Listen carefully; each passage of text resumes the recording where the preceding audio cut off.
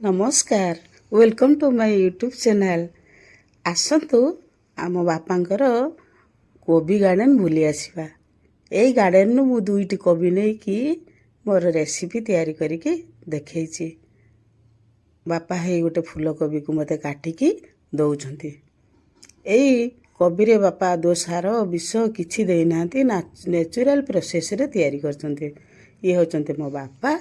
एई भलिया मु दुईटी बड़ बड़ कोबी नहीं कि छोट छोट पीस करिके ताऊ काटिकी धुईकी सफा कर नेछि। देखंतु कोबीटी केते सुंदर बांधिछि, आदो फुटी नाही। एई भलिया कोबी रे आपण चिली तैयारी करी बहुत टेस्टी होबो। ताकू 3 मिनिट पई गरम पानी आ लूण रे टिके फुटेई नेछि। तापरे ताकू ठंडा कर दबा। हे ठंडा कर नेली। अदा प्याज रसुण को भल भाबरे छेची नेबी। वर्तमान गोटे गांगला रे मु 150 ग्राम रो मैदा नेली, 150 ग्राम रो कॉर्नफ्लोर नेली। सेथिरे मापरे लूण देबी। कोबी रे तो लूण देई के हमें सिझेइछु, आउटे खाली मैदा और कॉर्नफ्लोर पे हमें लूण नबा।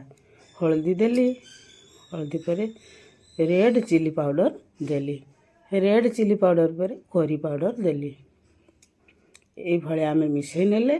तापरे चिकन मसला देले।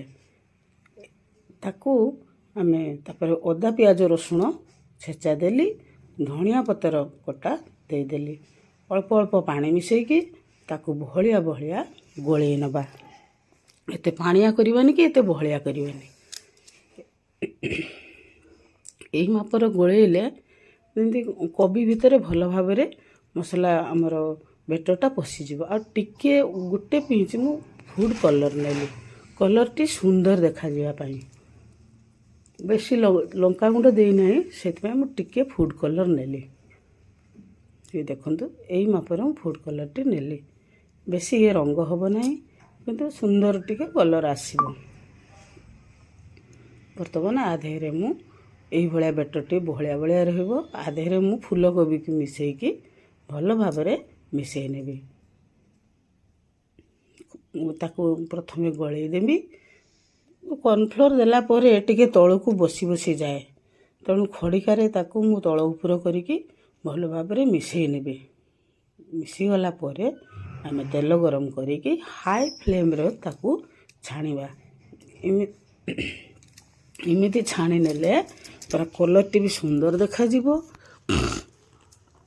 आउ ताकू नहीं कि आमे तापरे चिली बनेबा। देखंतु कोबी गुड़िक भितर केमती मोर सब पसी जाइए मसला। हे छाणुची देखंतु पूरा क्रिस्पी होइछि, लाल लाल करेई रूम ताको छाणिकी प्रथमे पेपर रे दे देबी। एक्स्ट्रा ऑयल गुड़ा को पेपर एब्जॉर्ब कर नब, आउ एक्स्ट्रा ऑयल रहिबो नाही। ए भलिया लाल लाल करिकी सबु कोबी गुड़िक मु छाणी नै सारला परे ताको चिली बनेबी। ये पेपर को दे देली। देखंतु एई भलिया हेइछि, लाल लाल कि सुंदर देखा होउछि। वर्तमान कढ़ई बसैली, सेथिरे टिके रिफाइन नेली आ जीरा टिके फुटै देली। कटा हेतिबा पियाज नेबी, पियाज हेई देली आ शिमला मिर्च को टिके परे देबी। वर्तमान पियाज मापर लूण पकेइली, लूण परे टिके हळदी देबी। ताकू भल भाबरे गोळेई नेबी। टिके मिसई नबा। लूणटा दे देले पियाजटा जल्दी जरी जिवो। तापरे अदा पियाज रसुण आ टिके रखिथिली मसला रे देली। चिकन मसला टिके देबी। चिकन मसला देकी से जो अदा पियाज रसुण छेचा टिके ताकू भाजी नेला परे कंचा बासना टिके तार कटि जिवो। वर्तमान मु तीखा लाल दे देली, रेड चिली पाउडर।